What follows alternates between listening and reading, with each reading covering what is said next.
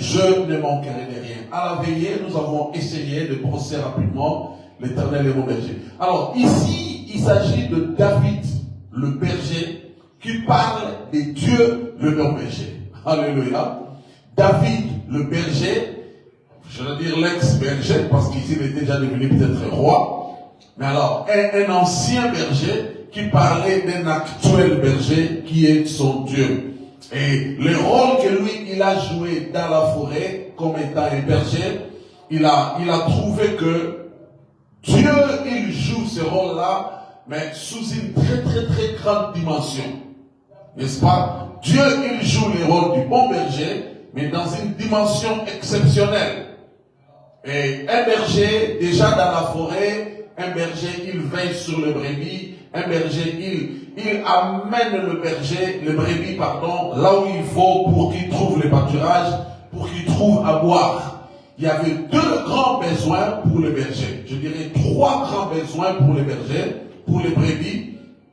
D'abord, ils doivent manger, il faut qu'on les amène là où il y a le vert pâturage, parce qu'il ne faudrait pas qu'on amène le brebis là où il n'y a que le sec pâturage, si ça s'est dit, mais il faut trouver et savoir où se trouve le vert pâturage pour les brebis, afin qu'on les amène là-bas, vous comprenez? Et si on les amène pas là-bas, ils vont mourir de faim. Et en plus, la deuxième responsabilité du berger, c'était d'amener le brebis là où se trouve de l'eau.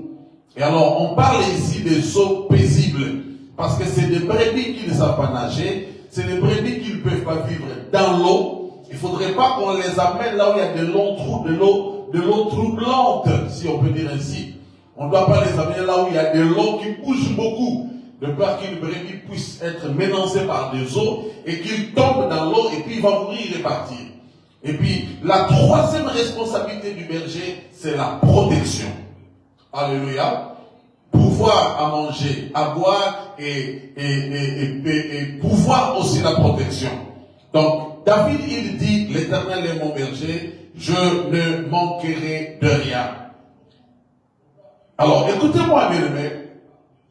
Je disais à la veillée, il est important que nous fassions de notre Dieu notre bon berger.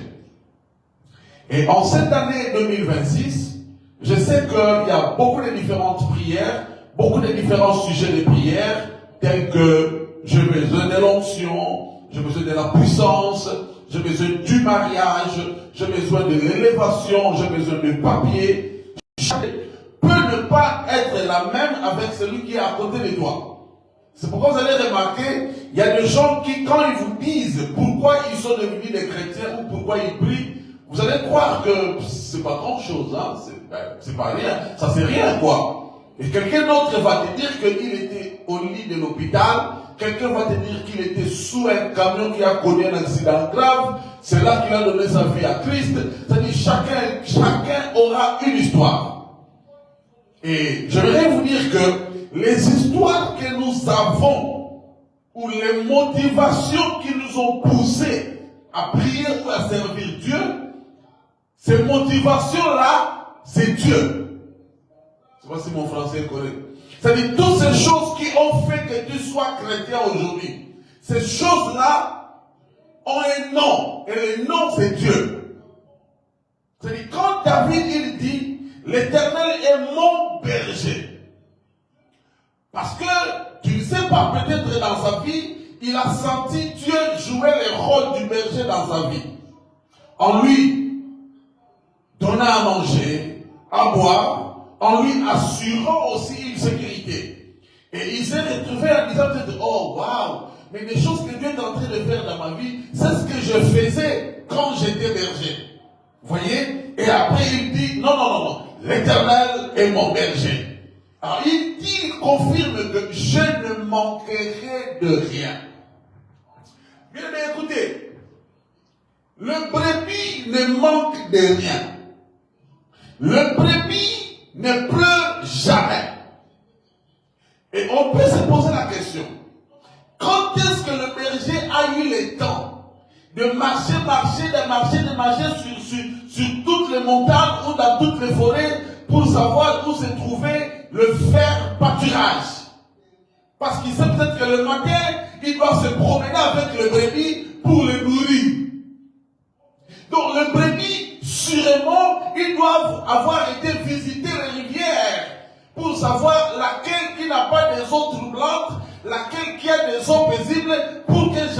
amènes les brebis le matin. Alléluia. Mais tu ne connais pas la providence que Dieu prépare pour toi. Tu ne connais pas les choses que Dieu arrange pour toi. Tu ne connais pas des dimensions où Dieu veut t'amener.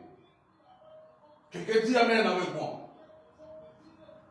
C'est-à-dire, Dieu, il arrange les choses pour toi.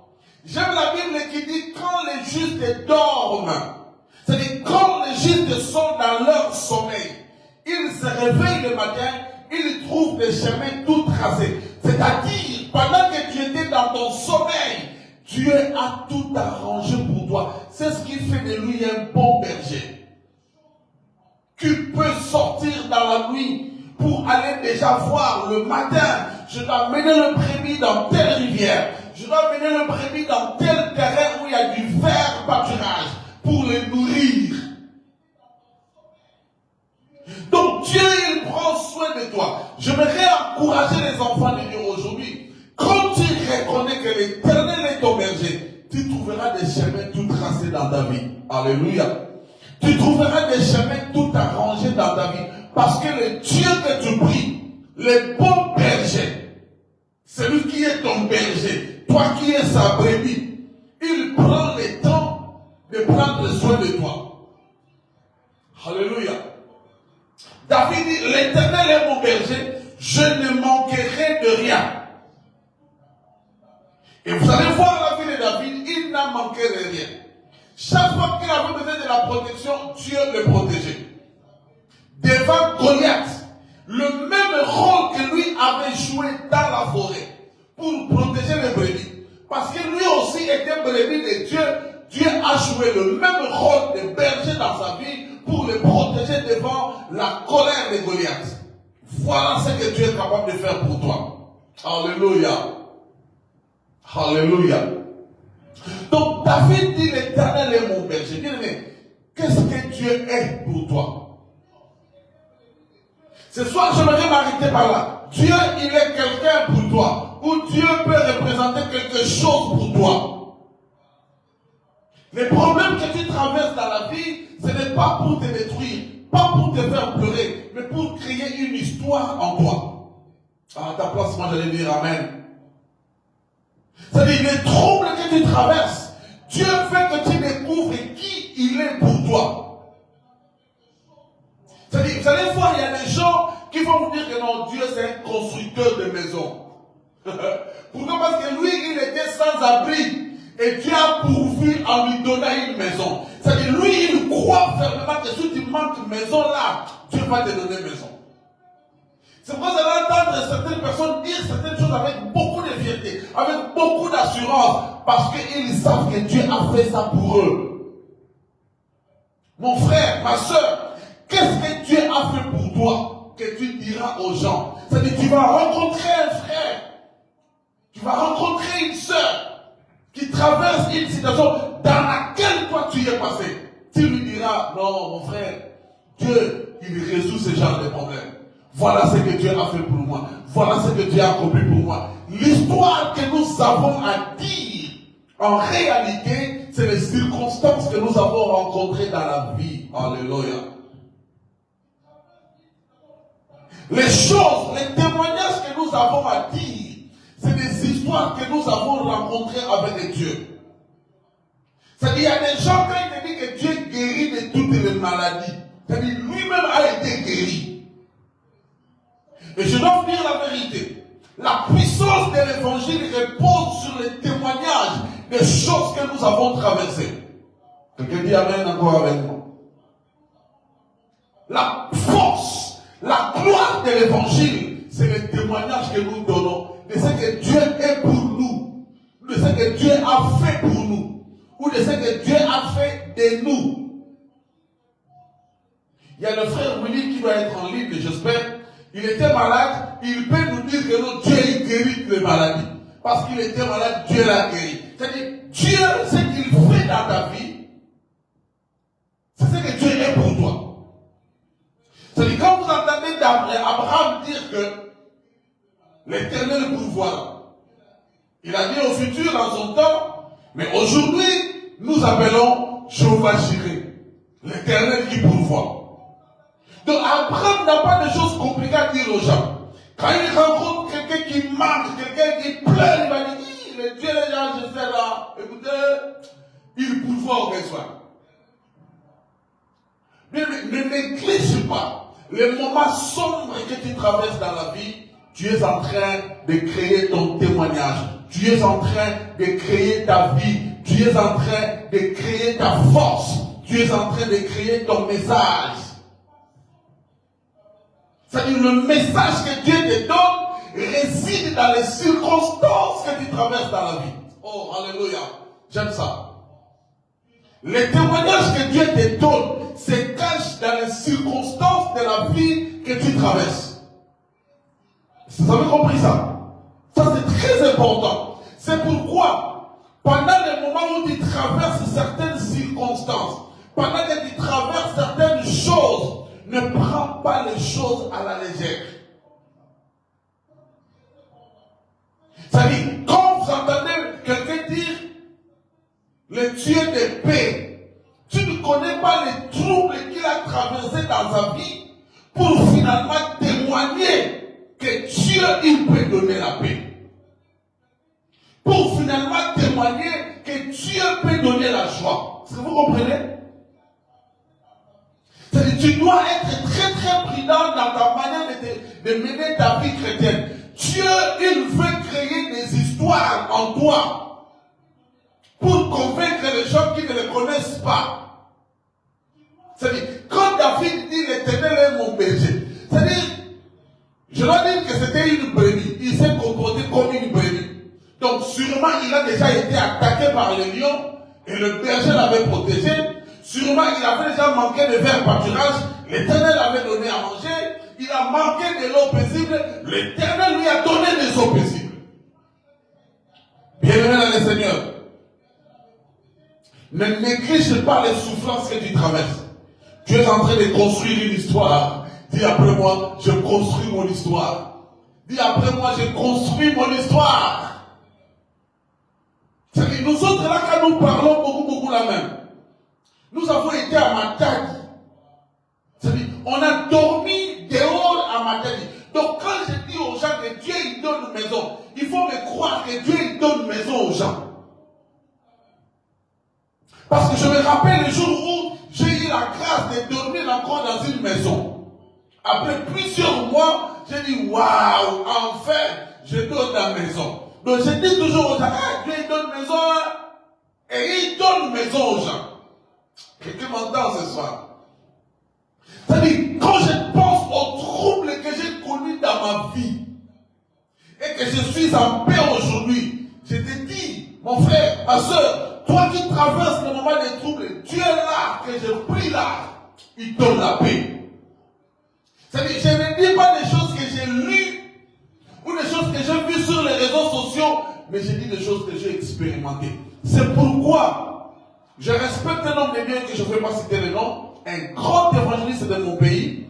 Il a été évangéliste depuis qu'il a commencé à servir Dieu. Jusqu'aujourd'hui, je le respecte beaucoup. Il n'a pas changé de ministère. Lui, quand il prêche, il n'est pas comme nous qui crions, qui sautons, qui faisons des choses. Cet homme-là, il vous parlerait des boulas tranquilles. Et il ne fait que dire des témoignages des choses que Dieu a fait. J'ai entendu des gens qui disent, oh non, mais lui, je ne manquerai de rien.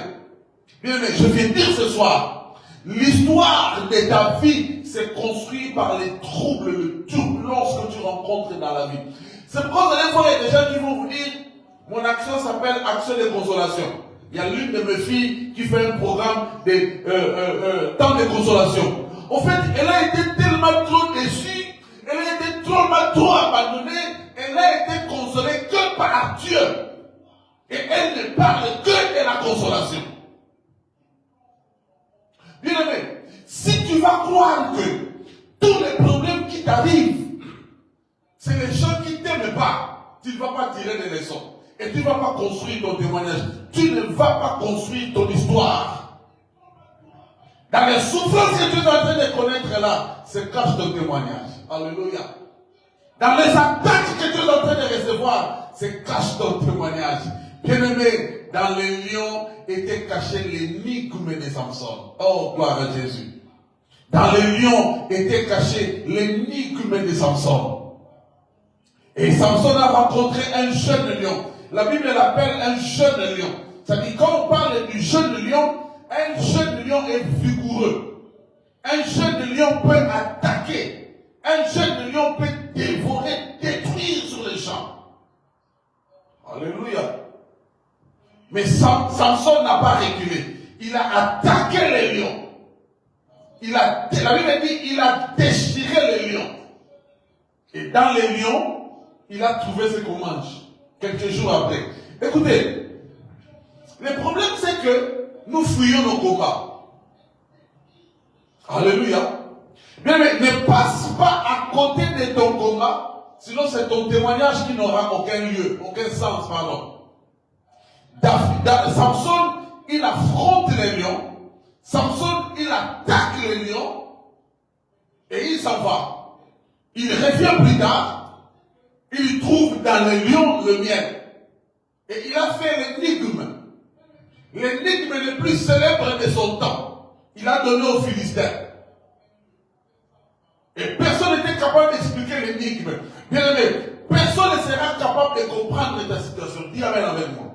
Je ne vois pas des amens dans les commentaires là. Il n'y a personne qui comprendra ton problème si ce n'est toi-même. C'est-à-dire ta vie est une énigme. Si on dit une ou un. Bon, énigme tout court. Ta vie c'est un énigme. Ta vie c'est un symbole. C'est pourquoi il faut que tu arrives à un niveau de ta vie où les gens se diront, mais comment il a fait?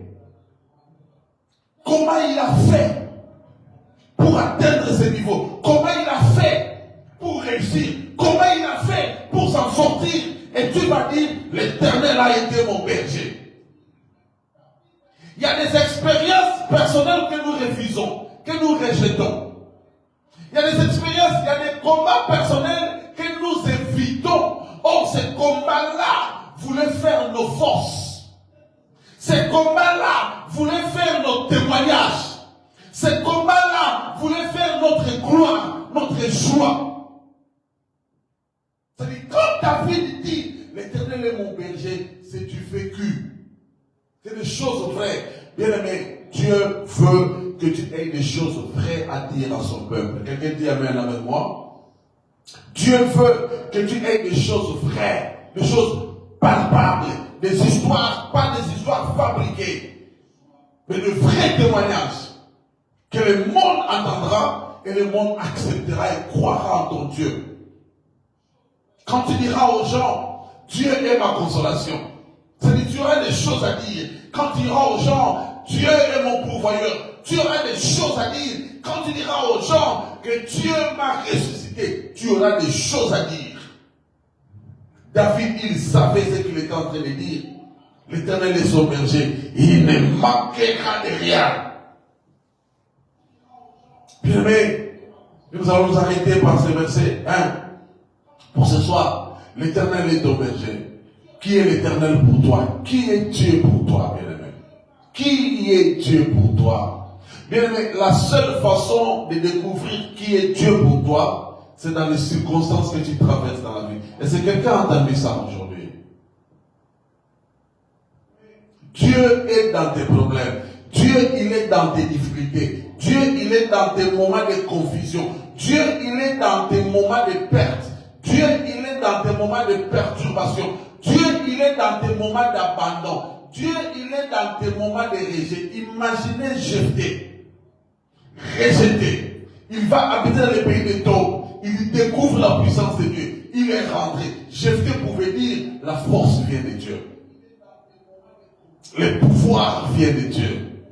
Bien-aimé, je te pose la question ce soir. Qui est Dieu pour toi? Et je te dis où trouver les réponses. Dieu se trouve dans les circonstances que tu traverses.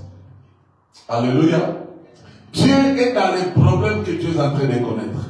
Bien-aimé, Dieu est dans tous les pleurs de ta vie. Tu vois, dans tes pleurs là, Dieu est dedans même. Dans le rejet là que tu connais, Dieu est dedans. Dans l'abandon des gens que tu as connus, Dieu est dedans. Ça veut dire que Dieu, il ne profite pas. Non, non, non. Dieu ne profite pas. Dieu, il prend nos problèmes pour manifester qui il est. Tout ce que j'ai dit de Dieu aujourd'hui, c'est ce que j'ai vécu. Moi, si je te dis que Dieu guérit, il faut me croire. Si je te dis que Dieu, il les ramasse dans la poussière, celui qui est rejeté, abandonné, il les lave, il les soigne, il les lève, il les fait asseoir avec des gars. Faut le nimanga.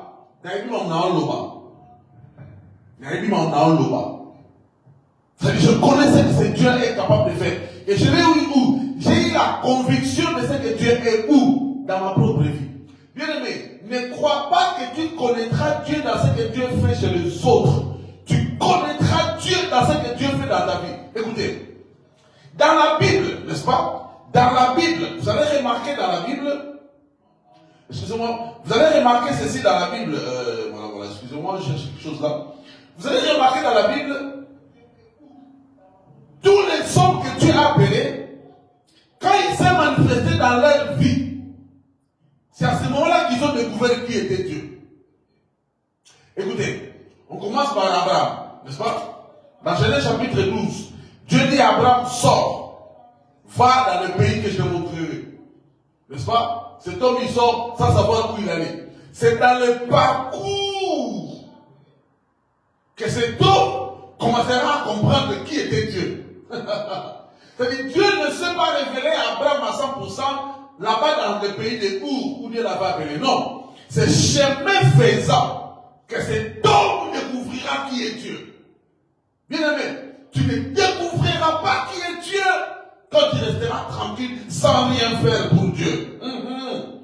Tu ne découvriras jamais qui est Dieu pour toi quand tu croiseras tes bras, tu aimeras vivre dans le confort, tu ne découvriras pas. Dieu se révèle dans les troubles. Dieu se révèle dans les moments difficiles. Dieu se révèle dans les moments les plus compliqués de la vie.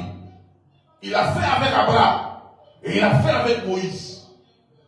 Il prend Moïse brutalement comme ça et Moïse doit découvrir qui est Dieu. C'est-à-dire, Moïse va dire à quelqu'un, non, Dieu se manifeste dans un buisson ardent. Parce que c'est ce que lui a connu. Si tu poses la question à Élie, Élie te dira que Dieu il se cache dans les montagnes. Alors que lui, il fuyait dans sa fuite, il a découvert ce que Dieu était.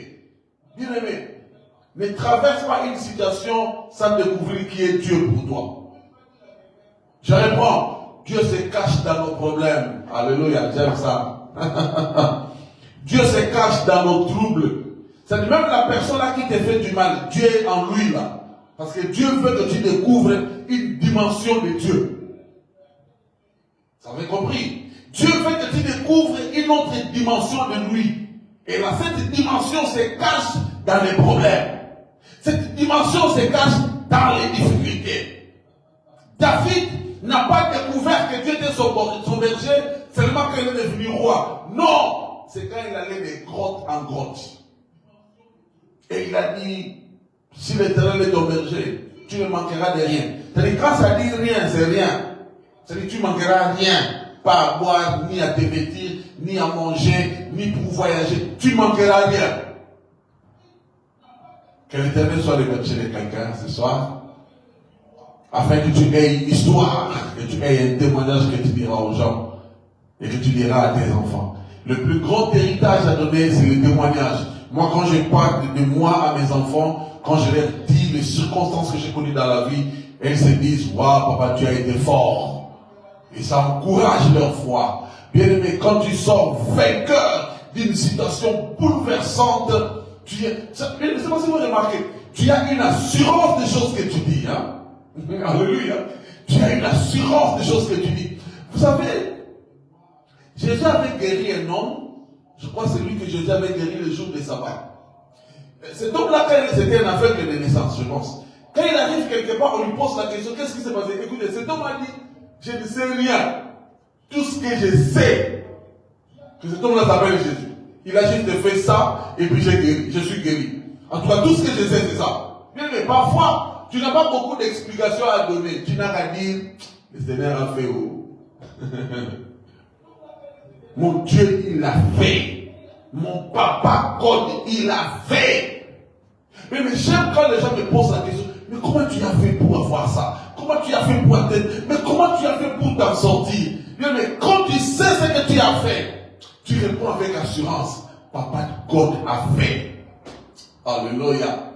Bien aimé, j'aimerais que tu ne pleures pas en 2026 pour les circonstances que tu vas traverser. Que tu dis, Seigneur, je suis curieux. Alléluia. Comment je dis, Seigneur, je suis curieux d'apprendre ta nouvelle dimension. Seigneur, tu es qui dans ce problème? Tu es qui? Et puis tu es content de toi. Waouh, j'aime ça. C'est-à-dire, la situation qui pouvait te faire pleurer, tu dis, papa, j'attends. Tu es qui dans cette situation? Tu es où dans cette situation? Il y a quoi dans cette situation? Qu'est-ce que tu veux que je découvre? Et quand tu vas découvrir ça, tu auras un témoignage grand à donner. Que le Seigneur t'écarte. Que le Seigneur te fortifie. Toi qui écoutez ce message. J'aimerais que tu découvres une nouvelle dimension de Dieu dans les problèmes qui t'ont fait pleurer. Quelqu'un dit Amen avec moi? Il y a Dieu dedans. Il n'y a pas Satan dans ces problèmes-là. Il y a Dieu. Il n'y a pas ta tante. Il n'y a pas ton oncle dedans. Il y a Dieu dedans. C'est Dieu qui gère cette situation. C'est Dieu qui gère ces problèmes-là. C'est Dieu qui amène cette dimension nouvelle dans ta vie. Que tu découvres qui il est pour toi. Bien aimé, il y a des gens pour qui Dieu s'est déjà révélé. Mais ils ont raté la révélation. Bien aimé, écoutez, je termine en vous disant une chose. Il y a deux dimensions de choses. Que Dieu te donne quelque chose ou que Dieu se révèle à toi. Et la dimension la plus élevée, la dimension la plus forte, c'est quand Dieu se révèle lui-même à toi. Et la dimension, excusez-moi les termes, j'appellerais normale, voilà, standard, c'est quand Dieu te donne. Quand Dieu répond à tes prières. Ça, c'est la dimension la plus facile, la plus normale, la plus courante. Mais la dimension où Dieu se révèle en toi, par des différentes formules, par des différents moyens, c'est ça Dieu dans ta vie.